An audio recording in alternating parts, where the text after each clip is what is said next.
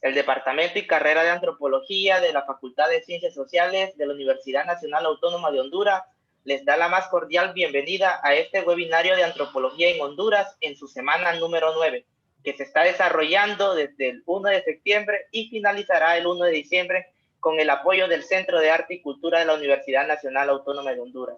Soy Jonathan Espinal, estudiante de último año de la carrera de Antropología de la Universidad Nacional Autónoma de Honduras, y tengo el inmenso placer de moderar esta actividad académica en la que participan como expositores importantes profesionales nacionales e internacionales. Recordar que este evento se está retransmitiendo por el Facebook del Departamento de Antropología, el Facebook de la Facultad de Ciencias Sociales y el Facebook del Centro de Arte y Cultura de la Universidad Nacional Autónoma de Honduras. Hoy tengo el privilegio de presentar a la doctora Isabel Pérez, quien nos compartirá su trabajo sobre antropología aplicada en proyectos de desarrollo socioeconómicos de Honduras. La antropóloga Isabel Pérez es de nacionalidad ecuatoriana, residente en Honduras, consultora en desarrollo social. Tiene un doctorado en antropología sociocultural por la Universidad de Illinois. Tiene experiencia ejecutando proyectos de desarrollo en dirección o coordinación de proyectos y como asesora senior. Ha participado en el diseño y dirección técnica de proyectos de desarrollo implementados con fondos de USAID, Cooperación Holandesa y Naciones Unidas. Ha dado servicios de fortalecimiento institucional y planificación estratégicas a ONG, fundaciones, instituciones de gobierno y empresas privadas. Ha realizado consultorías de auditoría social en proyectos carreteros, evaluación de impacto de proyectos de desarrollo e investigación social. Y finalmente ha sido docente universitaria en la Universidad Agrícola Alzamorano y la Universidad Nacional Autónoma de Honduras. Aparte de tener su doctorado en antropología sociocultural, tiene una maestría en antropología sociocultural también por la Universidad de Illinois. También es licenciada en antropología y radio, televisión y cine por la Universidad de Denton, Texas. Ha estudiado también en la Universidad Pontificia Católica de Quito, antropología, y es consultora certificada en el método Paging de planeación estratégica y desarrollo institucional en Bogotá. De las últimas publicaciones, tiene prácticas locales en el cultivo de junco y tule en Santa Bárbara, Honduras, en el 2019. Percepciones locales sobre el VIH-Sida entre los indígenas Miskito, estudio presentado en el 5º Congreso de Antropología en Managua 2003. También tiene buenas prácticas y lecciones aprendidas en la operacionalización de los compromisos de la mujer en Nicaragua, el 2003. Dentro de sus temas de investigación e interés se encuentra la antropología de la salud, antropología aplicada y cosmología. Sin más preámbulo, le damos la bienvenida en nombre del Departamento y Carrera de Antropología de la Facultad de Ciencias Sociales y del Centro de Arte y Cultura a la doctora. Recordarles a los participantes que si tienen preguntas en el transcurso de la exposición pueden irlas haciendo, que serán contestadas en los últimos 15 minutos. Bienvenida, doctora. Le cedo la palabra.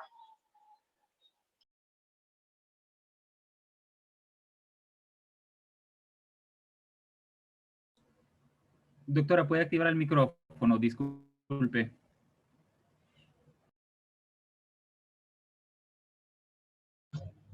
¿Ahora sí? Perfecto. Bueno, muchas gracias, Jonathan. Gracias a todos por participar. Como vieron, he trabajado mucho en proyectos de desarrollo y me parece que es una oportunidad laboral para los antropólogos graduados en Honduras y en otros lugares. Y quería compartir un poco mi experiencia como antropóloga, en cómo podemos nosotros realmente contribuir a proyectos de desarrollo y qué esperan de nosotros. Para esto, entonces, voy a utilizar un estudio de caso de una consultoría que realicé en Roatán, y el caso es el cambio del sistema de agua potable en Oak Ridge, Roatán.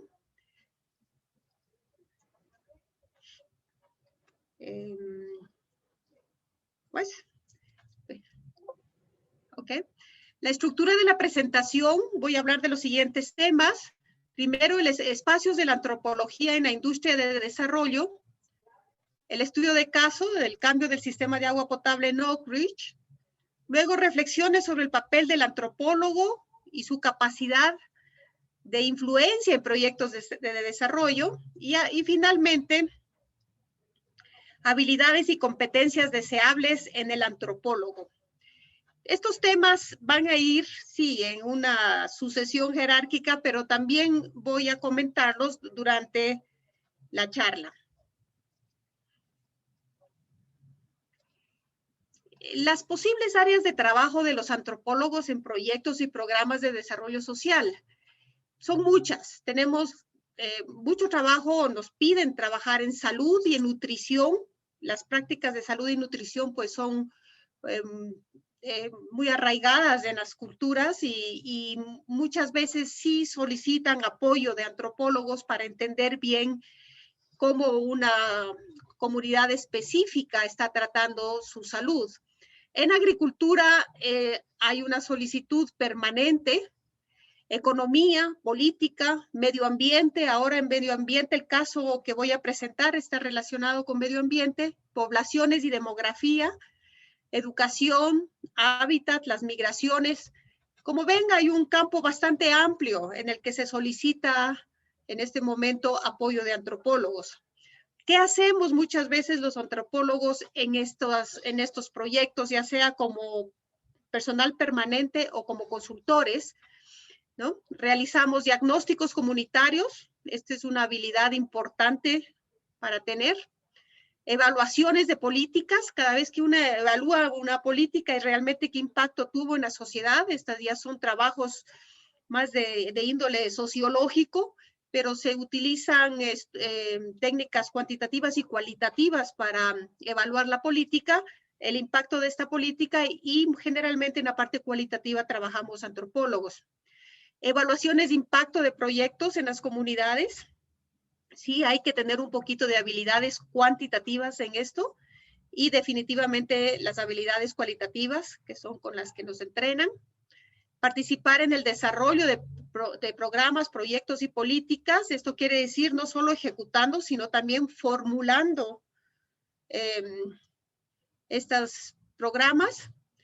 También hay mucho necesidad de apoyar en movimientos de resistencia o servir de mediador cultural entre los agentes de desarrollo y las comunidades. Muchas veces hay conflictos, entonces solicita un antropólogo para que ayude a entender la fuente de ese conflicto, y uno tiene que tener entonces habilidades para negociación o resolución de conflictos. Las tareas prácticas que hacemos, identificar problemas, analizarlos, evaluarlos, manejarlos y difundir el conocimiento de modo que ayude a su manejo.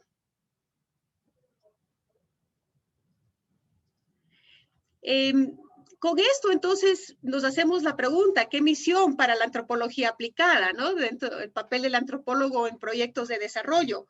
Generalmente, cuando somos entrenados en antropología, nos entrenan a investigar e informar, ¿no? Todo nuestro trabajo es investigar una realidad social concreta, analizarla, presentarla. Ahora, en el campo del desarrollo, esto sí se hace, se investiga, se informa, pero nos piden mucho contribuir al cambio social. No solo la investigación, sino cómo podemos contribuir al cambio. Esta parte de la contribución al cambio me parece a mí que es la más compleja. Como sabemos, las sociedades son complejas y no hay una forma de tener certeza que lo que vamos a hacer va a ayudar al cambio social. Tampoco hay certeza si ese cambio social la población lo desea. Pero en antropología aplicada, entonces, trabajamos con ambos aspectos, investigar y contribución al cambio.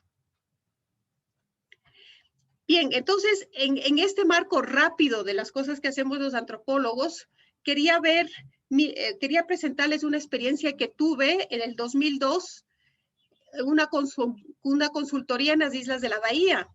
El nombre de la consultoría fue Factores Socioculturales Influyentes en la Conservación de la Biodiversidad en 3 comunidades de las Islas de la Bahía. conservación de la biodiversidad es un tema sumamente amplio. No había claridad, bueno, exactamente en qué. El marco para esta consultoría fue el Proyecto de Manejo Ambiental de las Islas de la Bahía, PMAI, implementado por la Secretaría de Turismo con financiamiento del BID.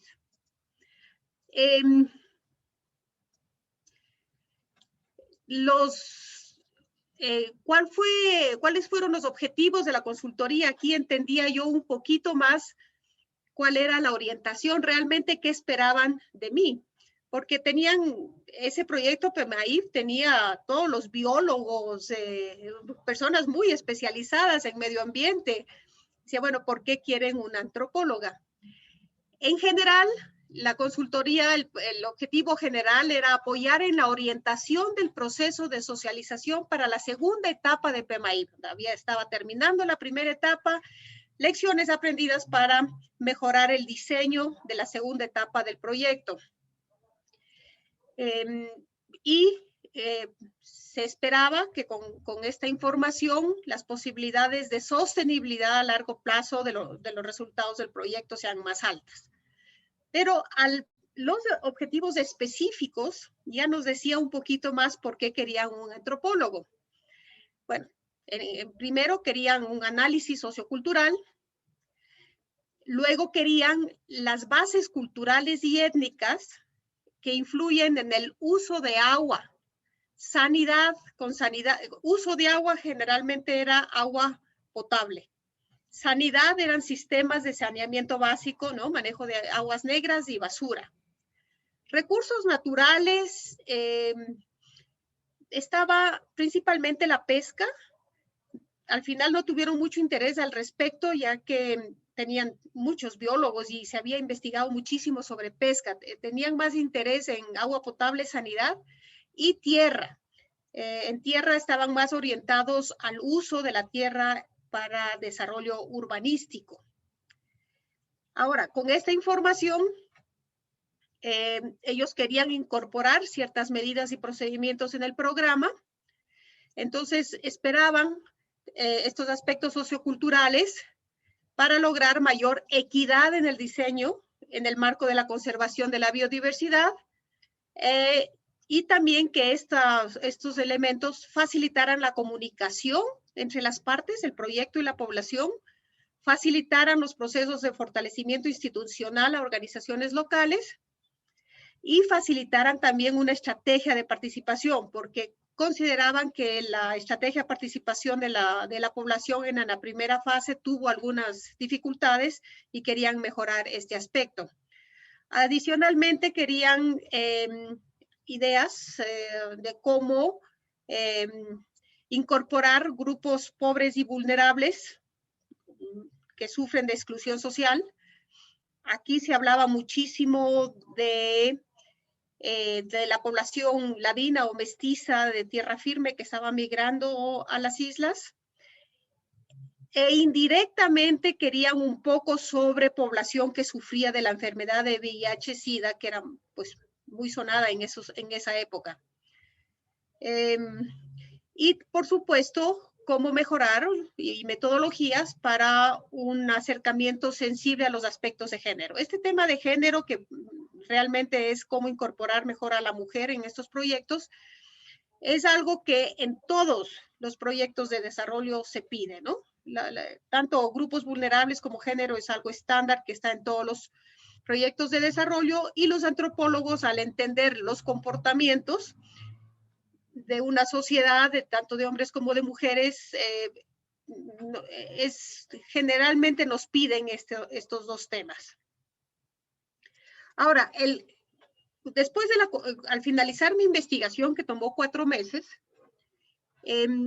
terminé con 3 estudios de caso, porque estos estudios de caso nos servía un poco para entender in situ las relaciones entre las personas y el proyecto. El primero fue el conflicto social originado por el manejo del nuevo sistema de agua potable y saneamiento construido por PMAIF, el proyecto en el pueblo de Oak Ridge, que es la cabecera municipal de José Santos Guardiola en Roatán. Roatán tiene 2 municipios, este es uno de los municipios.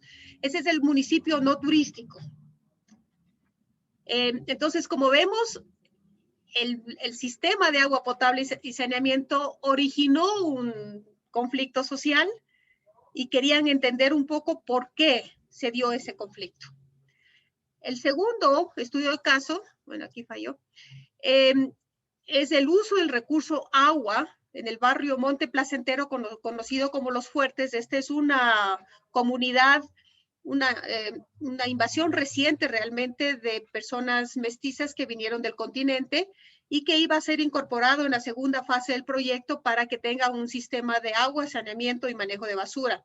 Entonces, con la experiencia del primer proyecto en Oak Ridge, querían entender un poco más cuál era la dinámica social en Monte Placentero para incluir esos elementos en la planificación. Y el tercer estudio de caso fue Camponado, un desarrollo urbanístico sobre un humedal en Utila. Inicialmente se planteó este desarrollo urbanístico como una alternativa de acceso a tierra y vivienda para inmigrantes de origen mestizo del continente. Causó varios conflictos, porque esto, claro, no era sobre tierra, era en humedal, había que rellenar parte del mar para hacer este desarrollo urbanístico y querían entender un poco la dinámica social. Entonces, como ven, habían conflictos en el proyecto y por eso deseaba un análisis antropológico. En esta presentación yo me voy a quedar en el primero, ¿no? En el de agua potable en Oak Ridge. Bien, esto es Oak Ridge, una vista, ¿no? La generalidad de la población se asienta cerca del mar y sobre el mar, en ambos lados. Oak Ridge es un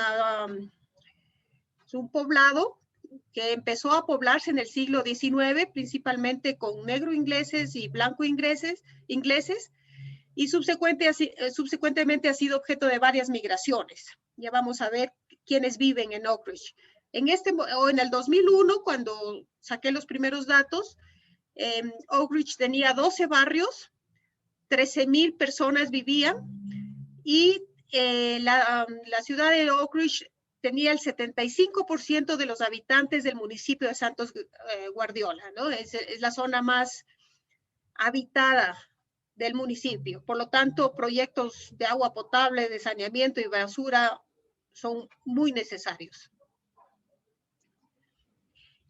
En Oak Ridge, los barrios, no los voy a leer todos, ¿no? Lucy Point, Hillside, Calabash Bight, y tengo señalados dos en negrilla que son dos barrios en los que solo hay mestizos del continente. Lempira es el primer barrio que ya llegaron hace algún tiempo y ya tenían buenas relaciones con las personas de los otros barrios. El Bight, al contrario, fue una invasión reciente y su relación con el resto de la población era bastante tensa al momento de la consultoría. Ahora, ¿qué población tenemos nosotros en Santos Guardiola? La población mayoritaria son afroingleses, hablan inglés, hablan creole, y blanco ingleses no son los mayoritarios, es solo un 8%, pero los dos son la población inicial. Luego tenemos garífunas en 18%. En Santos Guardiola está Punta Gorda, que es una comunidad exclusivamente garífuna. Además, tenemos 24% de ladinos o mestizos del continente, entonces ya es una población considerable. Realmente ya mantienen relaciones sociales bastante intensas con todo el municipio. Misquitos son pocos, un 3%, y son los que trabajan en la industria pesquera, y extranjeros en Oak Ridge es apenas un 2%. Entonces, como ven, hay una variedad étnica en Oak Ridge y es bastante pronunciada. Muchos de los barrios están segregados por grupo étnico. Hay algunos en los que la mayoría son blanco ingleses, otros que son exclusivamente de afroingleses. Y como ya vimos, Lempira y el Bay son exclusivamente de mestizos o ladinos. Ahora, como los mestizos, los que viven en Lempira, ya vinieron hace algún tiempo, tanto afroingleses como blanco-ingleses sí se han mezclado con mestizos. Y en esas casas los hijos hablan inglés con el padre y español con la madre. Generalmente es una mezcla a través de la madre. Este entorno de las diferencias étnicas dio pie al proyecto APEMAI para pensar que los conflictos relacionados con el proyecto de agua potable tenían alguna relación con la diferencia étnica. Y por eso querían un antropólogo. Quisiera contar ahora cómo es una isla, entonces realmente cuál es la forma tradicional de abastecerse de agua potable de la población. El primero es el sistemas variados para almacenar agua de lluvia. Ese es el sistema más antiguo en la zona. Las familias que llegaron en el siglo XVIII y toda la población, tanto blanco-inglesa como negro-inglesa, tienen sistemas para recoger y conservar agua de lluvia y consideran esto importantísimo, que no pueden depender exclusivamente del agua potable que se succiona en pozos, porque los pozos pueden llenarse de sal si se utilizan demasiado y es necesario utilizar y almacenar agua lluvia. Este comportamiento ya no lo tienen las nuevas migraciones al territorio y es un punto de conflicto porque se considera que eso es lo que ha salvado y ha dado la oportunidad de tener agua potable a la población. Lo otro son perforaciones de pozos.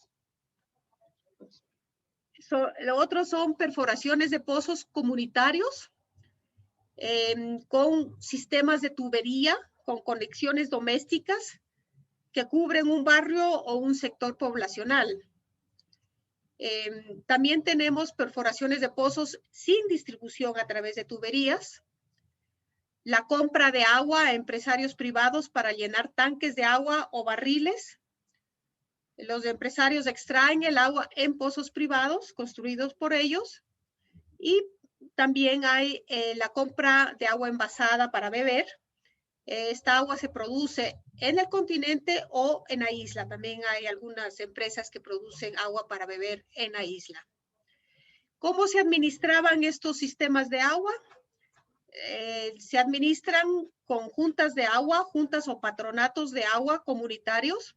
Son personas de la comunidad, son civiles, elegidos por los habitantes. Y dentro de estas organizaciones hay hay dos personas que reciben un sueldo. Uno encargado de cobrar por el uso del agua y otro encargado de mantener el sistema, un fontanero. Entonces, como vemos, son juntas de agua, son separadas, no es un sistema integrado. Curiosamente, este tipo de acceso al agua potable es común en todas las islas, pero también es común en el continente, así que los problemas que vamos a ver aquí también se pueden dar en el continente. Ahora, en el municipio de Santos Guardiola hay una ausencia de participación municipal en el servicio de agua.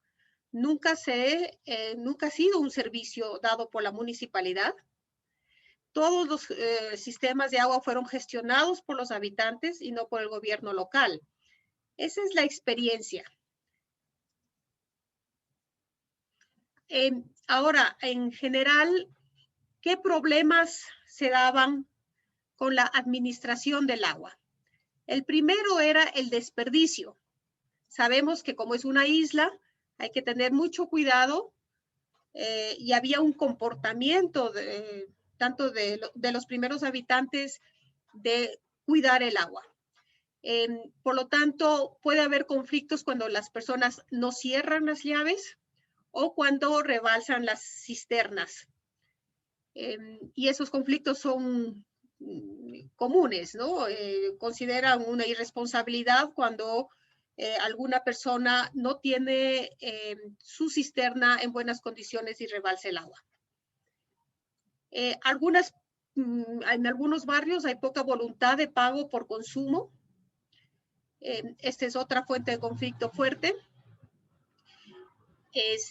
También hay experiencias cuando un patronato corta el agua por falta de pago. Los vecinos, que generalmente son una familia, les abastecen de agua. Entonces se dan conflictos por eso, ¿no? También hay conflictos cuando se alquila una casa porque los que alquilan no quieren pagar el valor del agua y los dueños del inmueble tampoco. Fuertes conflictos al respecto. También hay desconfianza en la administración del agua por las juntas de agua. Hay juntas de agua muy organizadas.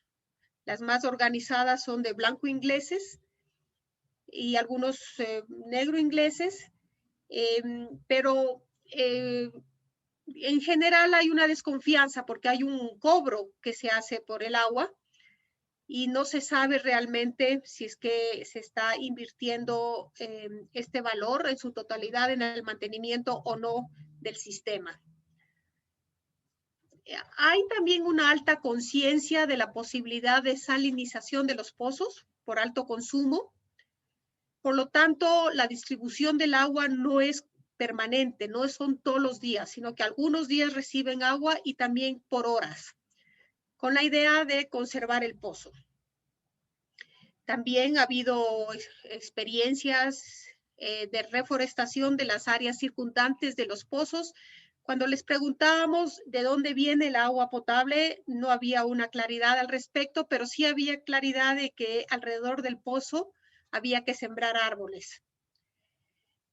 Hubo conflictos porque las nuevas migraciones de personas del continente generalmente ya no están a la orilla del mar porque son áreas ya ocupadas y se ubican más en las montañas, que es donde están los proyectos de reforestación. Entonces invaden áreas forestales para vivienda, ya no hay espacios a la orilla del mar.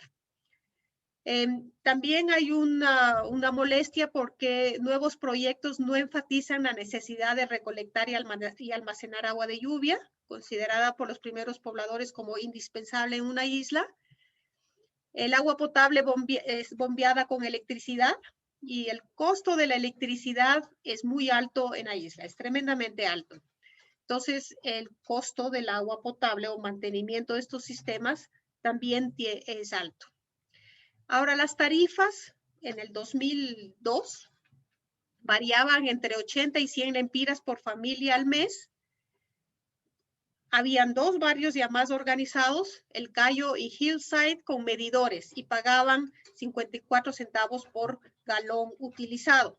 Los negocios pagaban alrededor de 300 lempiras al mes. Lo más probable es que ahora estos montos han subido. Entonces, en resumen, tenemos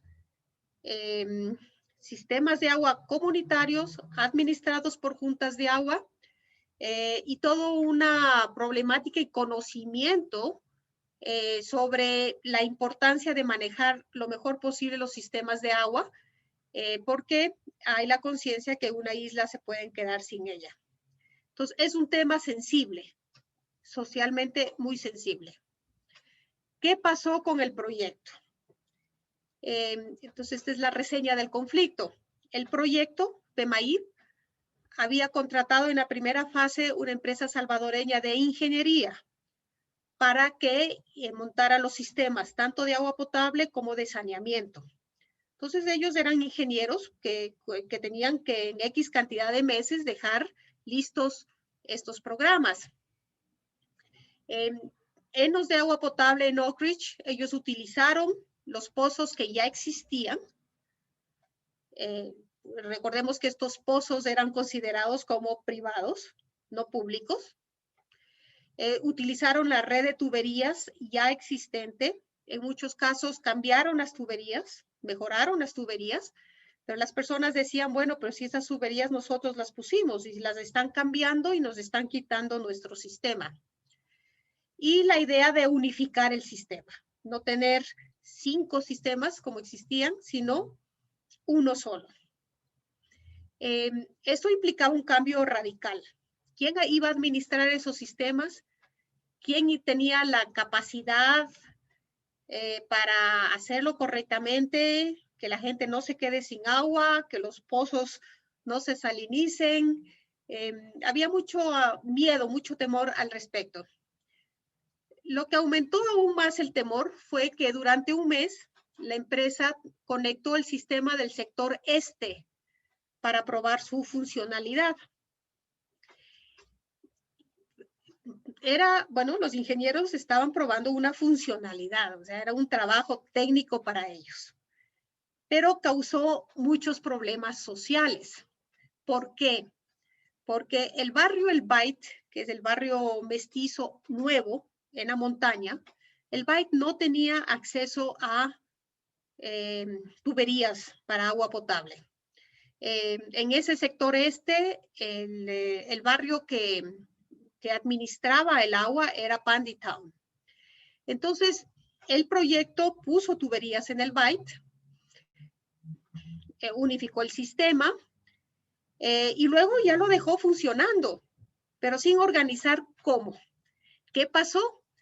El patronato del Bait se tomó el sistema y empezó a administrarlo ellos. Y evitó que Pandytown, que siempre había administrado, lo hiciera. El resultado final fue una lucha de poder e intereses económicos que afectó a la mitad de la población de Oak Ridge y que también afectó al resto de la población porque decían, si esto sucede con la mitad del sistema unificado, ¿qué va a pasar cuando todo está unificado? El Bait, las personas del Bait decidían a quién le daban acceso al agua potable y a quién no, para nuevos usuarios, y cobraban lo que ellos querían por una conexión. No estaba regulado. En un caso que molestó mucho a la población, un par de personas de la tercera edad pidieron conexión del agua y el patronato del Bait les negó la conexión. ¿Por qué? Porque eran familiares de la señora dueña de la tierra que ellos habían invadido. Por lo tanto, había muy malas relaciones sociales y negaron el acceso a agua a estos familiares. También fue muy criticado. Luego hubo otro problema, que como el agua es bombeada, ellos bombeaban o permitían un bombeo de X cantidad de horas al día, y como el sistema ya era mucho más grande que el anterior, primero se abastecía de agua a El Bait, luego llegaba a Pandytown y Calabash Bait, que es el último barrio, no tenía agua. Dejó de tener agua en todo el mes. Y Pandytown tenía agua muy irregularmente. Entonces Pandytown pidió al patronato del Bait que por favor dejara más horas bombeando el agua porque no recibían el agua. Y el patronato no aceptó esto, aduciendo que el costo de la electricidad para bombear era muy alto y que la gente de estos barrios no pagaban el precio correcto. Pandytown se enojó, además que ellos eran los que administraban antes del sistema, subieron a El Bait para retomar el control de su sistema de agua, y El Bait, las familias los recibieron con palos, piedras y machetes y los secuestraron por varias horas. Luego los dejaron ir. Bueno, entonces imaginan el conflicto social alrededor de esto. Lo que además molestó es que la municipalidad no actuó para resolver este problema y el proyecto PEMAIF en un principio trató de resolver, pero no pudo, y generalmente su actitud fue como un espectador pasivo del problema. Cuando estaba sucediendo todo esto, contratan a la antropóloga. Cuando yo voy a Oak Ridge a hacer el análisis, me encuentro con un conflicto social muy fuerte. la gente sumamente molesta con todo lo que estaba pasando. El proyecto, como hemos dicho, los ingenieros conectaron la mitad del sistema para su funcionalidad, pero PEMAIF no había todavía organizado la administración del sistema. Bueno, PEMAIF ideó 4 posibilidades de administración del sistema. Entre esos era una administración comunitaria, otra más pública-privada y otras municipales. Presentó las opciones solo a la municipalidad, no a los patronatos. La municipalidad escogió, por supuesto, la administración municipal, aunque jamás había administrado agua. La población rechazó profundamente la administración municipal. Recordemos que históricamente nunca la municipalidad tuvo algo que ver con el agua potable y no tenían ninguna confianza en esto. Para solucionar el problema, la antropóloga pidió ayuda al gobernador político de Roatán. Primero entrevisté, por supuesto, a todas las juntas de agua para conocer sus puntos de vista y posibilidades de resolución del conflicto. Con esto me senté con el gobernador, le presenté esto y le pedí que por favor convocara a él a una reunión a las 5, a todos los barrios de Oak Ridge para analizar el tema y llegar a una solución. La solución también era muy importante porque la empresa salvadoreña ya había terminado su trabajo, tenía que entregarlo, el proyecto tenía que recibir la obra y tenía que entregar a alguien la obra. Para el proyecto era mucho más fácil entregarle a la municipalidad que esperar todo el tiempo que podría tomar una organización comunitaria del sistema de agua. Pero la población no quería, no estaban permitiendo la unificación, que se conecten las últimas tuberías. No permitían eso. Entonces el proyecto también estaba paralizado en ese momento. Con ayuda del gobernador político hicimos una reunión en Oak Ridge. Participaron todos los patronatos y otra gente. Después de mucho conversar, discutir y presentar los problemas, decidieron que ellos podían aceptar la unificación del sistema siempre y cuando la administración fuera comunitaria y que ellos podrían hacer una elección, cada barrio iba a elegir 2 personas para que se conforme una asociación en la que hubiera representatividad de cada barrio para que todos tuvieran para que no pasara lo que pasó con el Bight, ¿no? Para que hubiera personas interesadas en que su barrio reciba el agua como lo había hecho históricamente. Bien, se tomó esa resolución, se firmó un acta. Esa acta yo presenté al proyecto, avalada además por el gobernador político de la isla. En un mes se hicieron las elecciones de las personas que iban a conformar esa asociación. Las personas también aceptaron que la municipalidad fuera como fiscalizadora del buen manejo del agua. Bueno, hicieron las elecciones, conformaron la organización y desgraciadamente el proyecto desestimó todo. Finalmente hizo la entrega formal del proyecto a la municipalidad. En ese momento yo salí, no podía hacer más.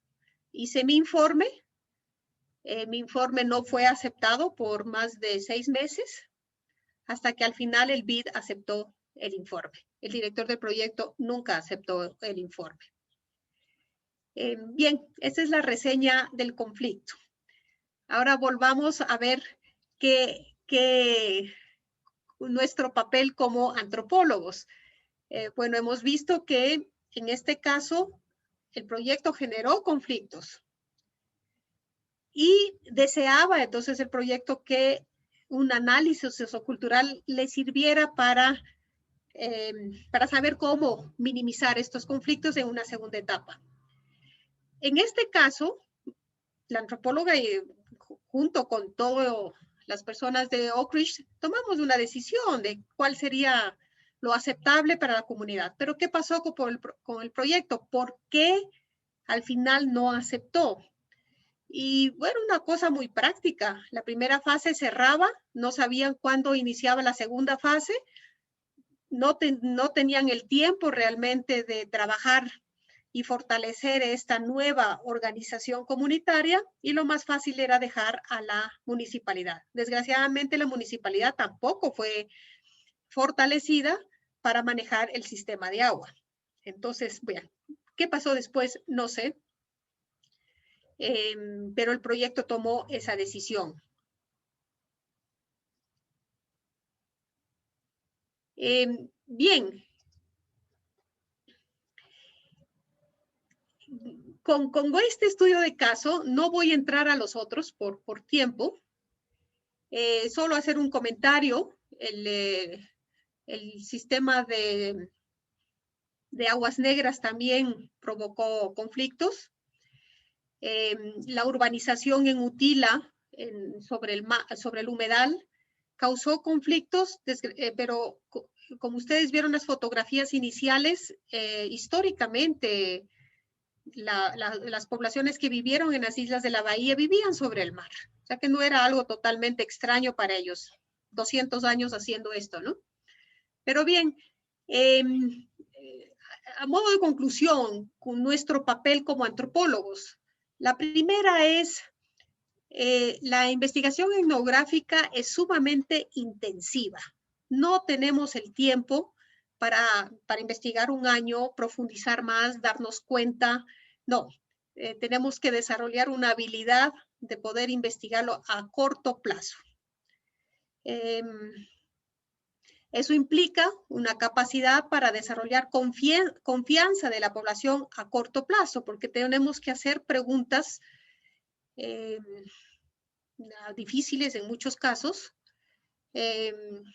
mucha interacción con la población, de otra manera imposible poder entender y comprender a corto plazo. Necesitamos usar herramientas que permitan obtener y sistematizar información rápidamente.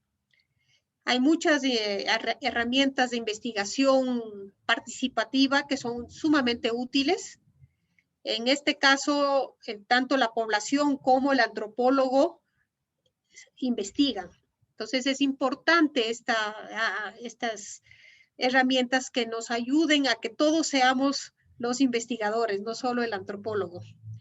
Necesitamos también capacidad para sistematizar información rápidamente. Esos son algunos métodos cuantitativos, una mezcla de métodos cuantitativos y cualitativos para poder sistematizar información.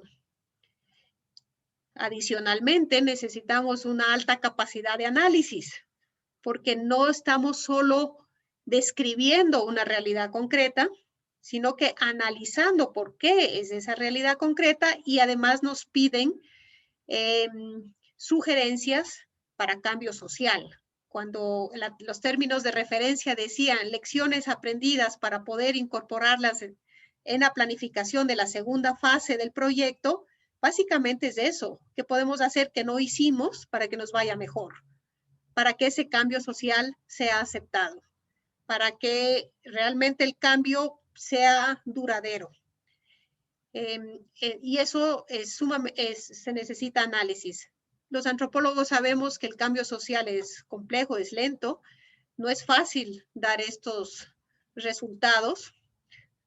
Con la experiencia uno puede tener más habilidad para dar alguna que otra sugerencia, pero sí es importante para dar estos resultados realmente dialogar también con la población y con el equipo del proyecto. También porque hay restricciones de lo que los proyectos pueden hacer. Necesitamos una alta capacidad de redacción con claridad y sencillez. Hay mucho público que necesita entender lo que escribimos. Por lo tanto, una escritura enrevesada o una escritura con términos muy complejos no funciona. Además, necesitamos habilidades de negociación y resolución de conflictos. Aquí presenté un conflicto. La negociación es tanto con la población como con los técnicos y directores de los proyectos. Y finalmente me parece que se necesita mucho respeto a ambas partes, tanto el personal de los proyectos y la población. El personal de los proyectos no actúan de mala fe, al contrario, actúan de buena fe, quieren hacer cosas que beneficien a largo plazo a la población. Generalmente tienen un corto tiempo para hacer las actividades. Normalmente no tienen una investigación previa de todos los aspectos sociales antes de iniciar el proyecto. Todo se hace sobre la marcha. Y la población también desea los proyectos, pero ya enfrentarse a ellos es otra cosa. Quieren en sus términos y muchas veces no se puede. Entonces, la negociación, el entender por qué el conflicto, son habilidades que generalmente nos solicitan. Bueno, esa fue mi presentación, con algún tiempito para preguntas. Muchas gracias, doctora. En efecto, le están felicitando por la presentación. Una de las preguntas que tenemos ya de inicio es, su papel en el conflicto que presentó fue como negociadora y por qué el resultado no fue satisfactorio para las comunidades. Cuando tuve la consultoría, jamás me imaginé que yo iba a enfrentar un conflicto. Jamás me imaginé que tenía que estar negociando, tanto con el proyecto como con la población. La expectativa era que yo buscara alguna solución y que realmente el sistema de agua unificado sea aceptado por la población. Sí, me tocó ser negociadora. Lo entendí rápidamente a la segunda semana de estar ahí. Ventajosamente yo me había entrenado en algunas experiencias anteriores sobre resolución de conflictos y lo primero es entienda a las partes, ¿no? Entonces le dediqué bastante tiempo a cada una de las juntas de agua porque quería conocer su punto de vista y porque además vemos que había una diferenciación en el tiempo de vivir ahí y también una diferenciación étnica, ¿no? Pero me di cuenta que negociar con ellos y el proyecto no era factible porque la gente estaba muy enojada con el proyecto, no querían hablar con ellos. Por eso pensé que una autoridad local podría ayudar en el conflicto y decidí buscar al gobernador de la isla como una actividad local porque tampoco al alcalde iban a aceptar. Y bueno, quien más quedaba fuera del alcalde era el gobernador. Ventajosamente el gobernador, una gran persona, entendió y aceptó gustoso enfrentar este conflicto y me acompañó en la reunión. Fue bueno, fue muy bueno. Entonces sí, fui negociadora. Al final el proyecto no acepta esto, o sea, originalmente sí aceptó, ¿no? Ayudó a las comunidades para que elijan los representantes para crear esta organización de administración de agua, pero yo creo que el proyecto se quedó sin tiempo. Tenía que cerrar el proyecto. Todos los proyectos tienen un tiempo finito, le llegó esa fecha y no podía realmente seguir con un proceso de fortalecimiento comunitario para la administración y consideró que era más fácil entregar la obra a la municipalidad. Recordemos que los fondos del BID, del banco, son fondos de deuda externa y tienen que ser entregados al país. Y esto era una obra grande de ingeniería. En este caso, la alcaldía era el gobierno local al que había que hacer una entrega formal del proyecto. Y se quedaron sin tiempo para la administración comunitaria. Me parece por eso el proyecto desestimó. Ya estaban cerrando. Y sí, desgraciadamente no se solucionó el conflicto. Fue una imposición final, así se va a hacer y ya. ¿Usted cree que es válido en una investigación etnográfica intensificar el uso de métodos cuantitativos y cualitativos?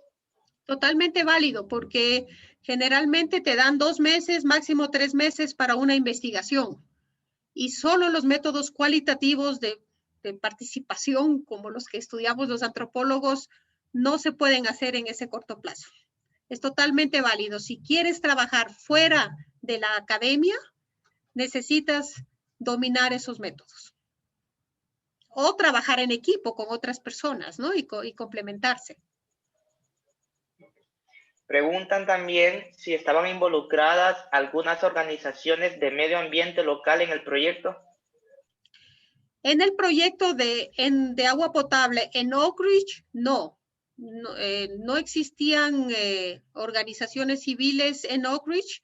El proyecto organizó al inicio unos grupos para protección del medio ambiente, pero no les dio seguimiento y murieron. En Islas de la Bahía hay una organización, una ONG, se llama VICA, sí estaba integrada al proyecto, hizo algunas cosas con el proyecto, pero más en otros temas, en el sistema de agua potable no. Bien, dicen también cómo se justifican proyectos de desarrollo si la comunidad a la que afectan no está informada y no fue consultada previamente. ¿Es natural asumir que este tipo de desarrollo implica conflicto social? Sí, generalmente hay conflicto social. Y cuando estás trabajando con agua potable, siempre hay conflicto social. En el caso de Honduras, recordemos que la gran mayoría de las comunidades en Honduras no tienen un sistema municipal de agua potable. Tienen juntas de agua de gente, de barrios, de sectores, y todos conservan y protegen su sistema. Pasar de eso a un sistema unificado siempre causa conflicto. He estado en otros lugares, por ejemplo, en la ciudad de Gracias, Lempira, la cooperación española ayudó a la alcaldía para mejorar el sistema de agua potable, que no llegaba bien a la ciudad, pero no lograron unificar el sistema. Había más de 18 juntas de agua, tomando agua de Celaque y abasteciendo las necesidades de la ciudad. Y tal vez ahora ya lo hayan logrado, pero cuando yo estuve ahí eran varios años y no lo habían logrado. Entonces sí, generalmente hay conflicto. Es un cambio de institucionalidad, ¿no? Del control comunitario del agua a un control municipal, y generalmente las municipalidades son muy débiles en esto, entonces no hay una confianza, por un lado. Por el otro lado, cuando ya hay bastante población, una junta de agua recibe bastante dinero y es una fuente de ingresos. No quieres dejar ese ingreso. Bien, doctora Isabel Pérez, muchas gracias por la participación, por aceptar estar en este webinario de parte de la carrera y departamento de antropología de la Facultad de Ciencias Sociales de la Universidad Nacional Autónoma de Honduras, en conjunto con el Centro de Arte y Cultura. Le da las más gracias a usted por la participación y de antemano esperando contribuir a la antropología, a seguir contribuyendo en la antropología aplicada, antropología del desarrollo en Honduras.